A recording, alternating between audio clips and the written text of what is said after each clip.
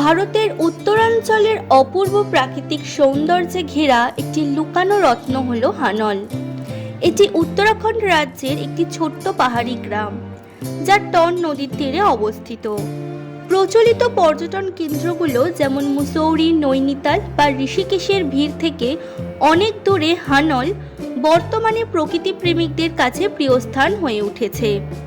কলকাতার নাগরিকদের জন্য হানল এক অদ্বিতীয় অভিজ্ঞতা হয়ে উঠতে পারে, কারণ এখানে একদিকে রয়েছে মনোমুগ্ধকর প্রাকৃতিক দৃশ্য, অন্যদিকে রয়েছে ঐতিহাসিক ও ধর্মীয় গুরুত্ব। হানল তার নিসর্গের জন্যই শুধু নয়, ধর্মীয় ও ঐতিহাসিক গুরুত্বের কারণেও পরিচিত। এখানে যেসব দর্শনীয় স্থান রয়েছে তার মধ্যে মহাসু দেবতা মন্দিরটি হলো বিশেষ আকর্ষণ। এটি এখানকার প্রাচীন লোকদেবতা। প্রায় 1000 বছরের পুরনো এই কাঠের মন্দিরটি কেদার কাঠকুনি স্থাপত্য শৈলীতে নির্মিত। এর ভিতরে আছে সিলভার ওয়ার্ক ও কাঠের খোদাই। এটি কেবল ধর্মীয় স্থান নয়, এটি হিমালয়ের লোকজ সংস্কৃতির একটি গুরুত্বপূর্ণ কেন্দ্র। এছাড়াও রয়েছে টন নদী, যেটি যমুনার একটি উপনদী। এটি হানলের পাশ দিয়ে বয়ে গেছে। এটি ভারতের অন্যতম নদীগুলির মধ্যে একটি। এই নদী পার হয়ে অনেক জায়গায় ট্রেকিং করতে যাওয়া যায়।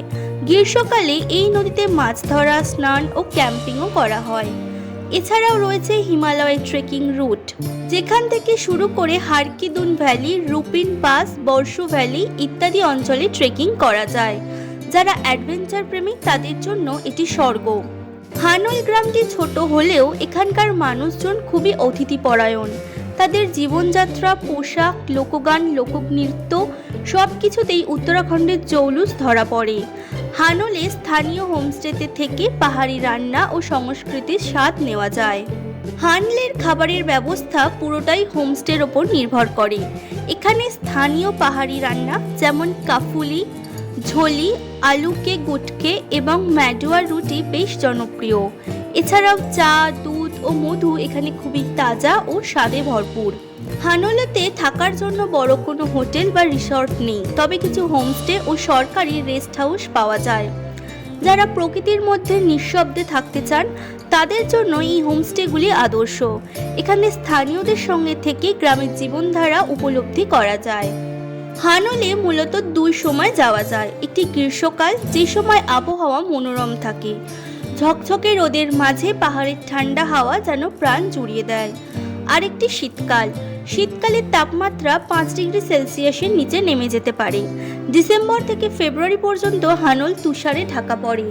এই দৃশ্য হয়ে ওঠে ছবির মতো সুন্দর। তবে এই সময় যাতায়াতে কিছু অসুবিধা হতে পারে, অনেক সময় রাস্তা বন্ধ থাকে। হানল হলো এমন একটি জায়গা যেখানে প্রকৃতি, সংস্কৃতি, ইতিহাস ও ধর্ম একত্রে মিলিত হয়েছে। কলকাতার মতো এক শহরে ব্যস্ত জীবনের বাইরে গিয়ে যে কোনো মানুষ এখানে খুঁজে পেতে পারেন মানসিক শান্তি ও নতুন অভিজ্ঞতা।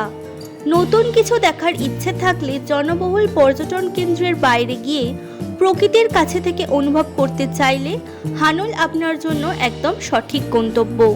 নিজস্ব সংবাদদাতা, সংবাদ শিরোনাম। মানুষের পাশে, মানুষের সাথে আমরা আছি এই বাংলাতে। আপনারা দেখছেন সংবাদ শিরোনাম।